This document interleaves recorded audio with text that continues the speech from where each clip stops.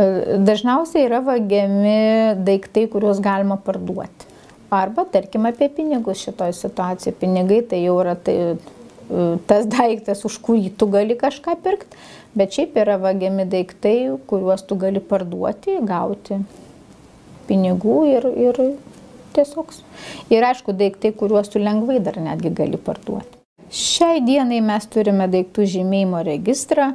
Patys populiariausi tai yra dabar žmonės žymės iš tikrųjų, sakykime, dviračius, žymėsi mobiliuosius telefonus, žymėsi tai yra tuos daiktus, kurie dažniausiai taip pat yra vagiami, ypač, kaip mes sakom, dviračiai tai yra mūsų sezono prekė, pavasarį arba rudenį. Ir noriu pasakyti, kad pastaruoju metu pastebėjom, kad žmonės iš tikrųjų pradėjo jausti didesnę atsakomybę už tai, ką jie turi ir už tai, ką jie gali padaryti, kad tie daiktai liktų pas juos, arba jeigu jau pavogė, kad jie būtų jiems gražinti, kadangi iš tikrųjų tas žymėjimas tai tiesiog savotiška garantija, kad radusi tą daiktą, policija pagal registracijos numerį, sutikrinusi su tuo, kas yra registracijos žurnale, iš tikrųjų žmogui tą daiktą gražins. Daugiausiai plėšimai yra užfiksuojami iš tikrųjų tamsiu paros metu, vietovėse, kur yra mažiau žmonių, kur mažiau susibūrė žmonės, tarkime, net galbūt ten, kur mažiau bus matoma ta nusikalstama veika ir, sakykime, plėšimus irgi sąlygoja tokie dalykai kaip vieta, apšvietimas, žmonių srautas, gebėjimas kitų žmonių pamatyti ir pranešti apie įvykį. Na, taip kaip turbūt ir su vagim panašiai, kad iš tikrųjų ant plėšiko turbūt kaip ir nėra užrašyta, kad jis plėšikas ir kada žmogus eina namo arba į darbą tamsiu paros metu, arba tiesiog yra vietoj, kuri jam atrodo kažkuo galinti būti nesaugi. Iš tikrųjų retai, kada žmogus galvoja, kad gali atsitikti nelaimė. Tačiau aš siūlyčiau visgi imti domėn, kokiu paros metu jūs keliaujate, ar jūs vienas, kur jūsų rankinė, ir būtų galimybė apsiginti, jeigu, tarkim, staiga būtumėt užpultas, kiek ta vietovė, kurioje jūs eisite, apsupta žmonių, transporto kažkokių priemonių, ar galimybių, sakykime, greitai kreiptis pagalbos ir panašiai. Tai iš tikrųjų žmonės turėtų imti domėn tuos faktorius, kurie nusikaltėliam kaip tik padeda ir tampa jų priedanga darant nusikaltimą. Konkrečiai turbūt reikėtų kiekvieną kartą pasižiūrėti, ar tikrai man reikia eiti vidury nakties rajonu, pavyzdžiui, kuriame ir taip jau daug įvairiausių nusikaltimų, ar man tikrai reikia eiti pro, tarkime, susibūrusius ir apgirtusius jaunuolius, gal geriau neiti, o paskambinti 112 ir pasakyti, kad jie ten yra. Ar man tikrai reikia eiti su, sakykime, didelė pinigų suma tamsiu paros metu, ar man tikrai reikia girtis kažkam, tai girdint pusiai laiptinės arba pusiai prekybos centro, kad aš gavau šiandien atlyginimą ir dabar keliauju namo.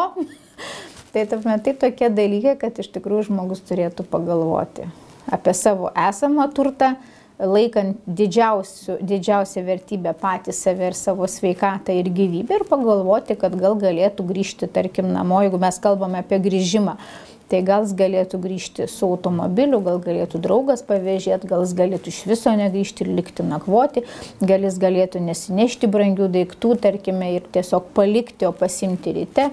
Tai, iš tikrųjų, tie faktoriai žmogus labai nukenčia vėliau po to. Na, nepilnamečiai neišsiskiria ypatingai. Nepilnamečių daromi nusikaltimai neišsiskiria kažkuo ypatingai nuo suaugusių daromų nusikaltimų. Gal tik tai reikėtų atkreipti dėmesį tai, kad nepilnamečių pagrindiniai nusikaltimai yra, kaip minėjau, irgi vagystės ir nežymūs kūno sužalojimai, fizinio skausmo sukėlimai, Taip pat, jeigu mes kalbėtumėm apie administracinius teisės pažeidimus, tai didžiąją dalį sudaro girto pasirodymas viešoje vietoje, rūkymas neleistinuose tam vietose, nepilnamečių chuliganizmas. Tai, sakykime, tokios veikos, kurios, būdingos daugiau nepilnamečiam. Ir jeigu žiūrėtumėm nepilnamečių padarytas vagystės, tai daugiausiai dominuoja vagystės iš prekybos centrų. Dažniausias paros metas, kada nepilnamečiai eina nusikalsti, sakykime, tai yra visgi dienos metas, antra dienos pusė, sakykime.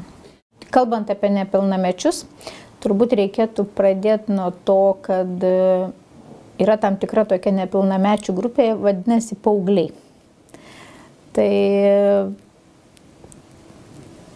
ką jie daro paauglystėje, tai turbūt suaugusio žmogaus akim atrodo, kad jau ten viskas neleistina, viskas nusikalstama ir viskas negerai. Tačiau žiūrint teisiniu požiūriu, dažniausiai taip nėra. Tiesiog tai yra tam tikras amžiaus tarpsnis, kada jie garsiau, labiau, stipriau ir intensyviau nori save išreikšti. Aš nepatarčiau iš tikrųjų kiekvieną kartą skambinti policijai ir kreiptis, kad nepilnamečiai šūkauja, rėkauja, sakykime, arba ten kažkaip kitaip save išreiškia, nes mes turėtumėm turbūt pripažinti, kad šiai dienai nesame taip jau suaugę žmonės pasirūpinę tuo, kad nepilnamečiai saugiai galėtų laiką praleisti savo kiemuose. Dar aš tą mintį noriu pasakyti, jiems iš tikrųjų trūksta erdvės. Ir nemaža dalis skundų ir pareiškimų arba, sakykime, skambučių policijai būtent būna dėl to, kad nepilnamečiai renkasi kažkokiam kieme ir kada pradeda aiškintis, ką jie ten daro, jie tiesiog pasirodo ten renkasi. Taip, jie turi tokią teisę rinktis, būti, kalbėtis, bendrauti, galbūt dėl to, kad nėra kitos vietos arčiausiai, kur jie gyvena ir panašiai. Dabar kada reikėtų atkreipti dėmesį? Atkreipti turbūt reikėtų dėmesį tada, kada jų veika iš tikrųjų tampa pavojinga, kada jinai yra neteisėta, kada jų veika gali kelti pavojų jų pačių gyvybei ir sveikatai. Tai aš, tarkim, išreikščiau tokias nusikalstamas veikas arba tokius administracinius teisės pažeidimus kaip girtavimą, pirotechnikos naudojimą, muštynės, tada, kada, sakykime, jeigu aišku jau mato, kad lenda į automobilį arba panašiai kažką renka, taip, tokiu atveju išties reikėtų skambinti 112 ir informuoti bendrai pagalbos centrą apie galimai daromą kažkokį tai teisės pažeidimą ir nelikti abejingiam, kadangi nemažai yra atvejų, kada žmonės matė, bet nepaskambino, vėliau, tarkim, girti nepilnamečiai yra pristatomi į ligoninę, būna problemos su jų sveikata, arba kada pasirodo tyrimo medžiagoje, vėliau paaiškėjo, kad taip, kai kurie kaimynai iš tikrųjų matė, kad jie sukiojosi prie tos mašinos arba automobilio, tai šitoje situacijoje buvo galima kaip ir užkirsti kelią, sakykime, arba kažkaip tai išvengti galbūt tos pačios veikos. Tai mano siūlymai turbūt būtų tokie, nes iš ties turbūt kiekvienas suaugęs žmogus visgi geba atskirti, kiek ta veika, tai ką aš matau, arba tai, ką aš girdžiu, yra neteisėta ir žinoma pavojinga.